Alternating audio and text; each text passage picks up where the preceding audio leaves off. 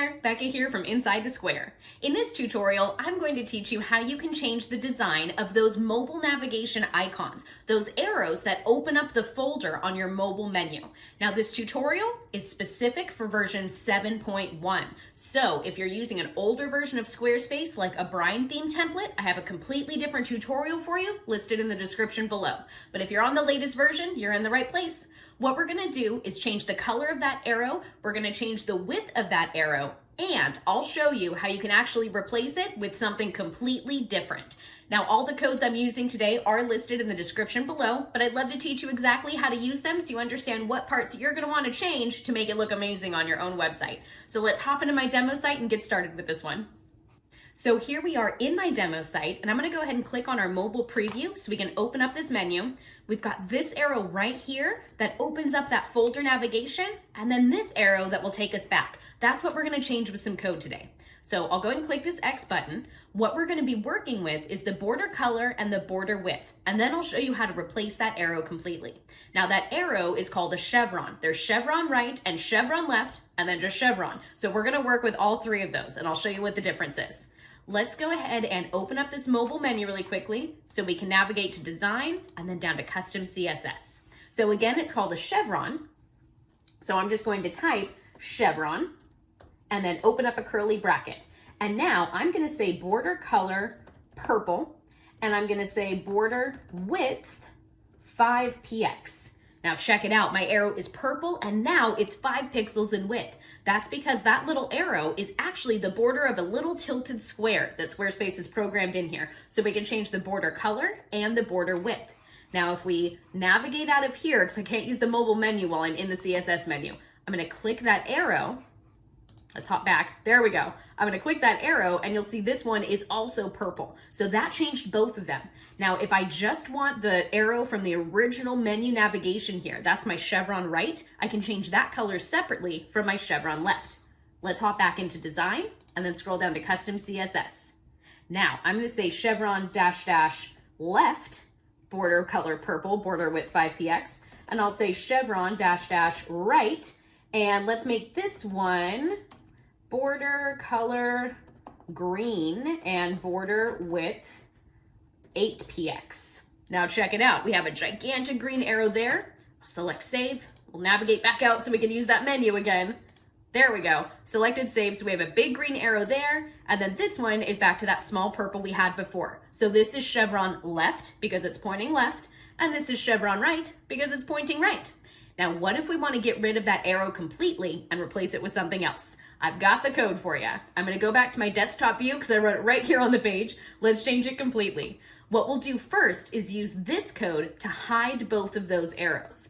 So I'm going to hop into design again and then down to custom CSS. I'm going to remove all this stuff we did and we'll paste that code right there. This says make that border color invisible and rotate it back the way it was, because remember it was a rotated square to make that arrow. So we've got to rotate it back. And then I reduce the margin on the top, and I'll show you why once we add the rest of this code. Now after this line, I'm going to paste a code that says chevron right after content, and the content is this little arrow. These arrows in this little piece right here, these are called Unicode symbols. They're characters that are available in lots of different fonts that are going to be the same Unicode shape. If you head on over to my website at insidethesquare.co/Unicode, I have a whole list of characters that are available in the font that I use on my site. These are Unicode characters that you can see throughout Squarespace. There's stars and numbers and all kinds of different things, check marks, whatever the heck you want. I prefer the arrows for this folder example here. So this is like my whole list of Unicode arrows that you can see. I'm just grabbing these first two right here for the code that we're using. Again, that's insidethesquare.co/Unicode. So let's hop back here. We've added those symbols. And then finally, we've got one more thing to do. We need to scoot the text over just a little bit.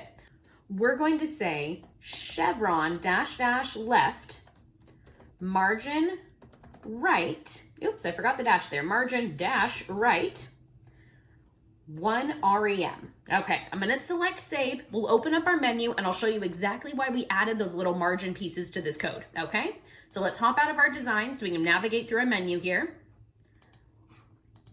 one more back, there we go. And then I'll open up the menu, you'll see our Unicode characters now replace this, and if we click that arrow over, we have the opposite arrow pointing us back. Now hopping into design here and scrolling back down to our CSS, if I remove this last line about that right margin, you'll see there's not enough space between my arrow and the word back that's automatically there on my menu. So I've added one REM or one character space to make sure that that arrow doesn't run into the text and it's still easy to read. I'll go ahead and select save and navigate back because I want to show you one more thing. If we take a look at this original code here, hopping back into our custom CSS, we added this line right here that gave it a little margin on the top. If we remove that line, you'll see it actually scoots the arrow to be in line with the bottom of our text, and I don't like that look. I want it to be in line with the text. So I've added a negative top margin to it that's gonna scoot it back up the page. We'll select save. Oop, I have an extra bracket. There we go. We'll select save, and you'll see now it is in line with the text. So again, we've set the original chevron to be transparent. We've rotated it back to its normal position, and we scooted up that margin just a little bit so this character will be in line with the center of my text. This is the character we've added pointing to the right. This is the character we've added pointing to the left. And then we also scooted that left one over so there's space between the arrow and the text. Alrighty, that was a lot of code for a pretty simple design change, wasn't it? Everything we just went over is listed in the description below, and now you understand what parts of that code to change to make it look fabulously unique on your own website.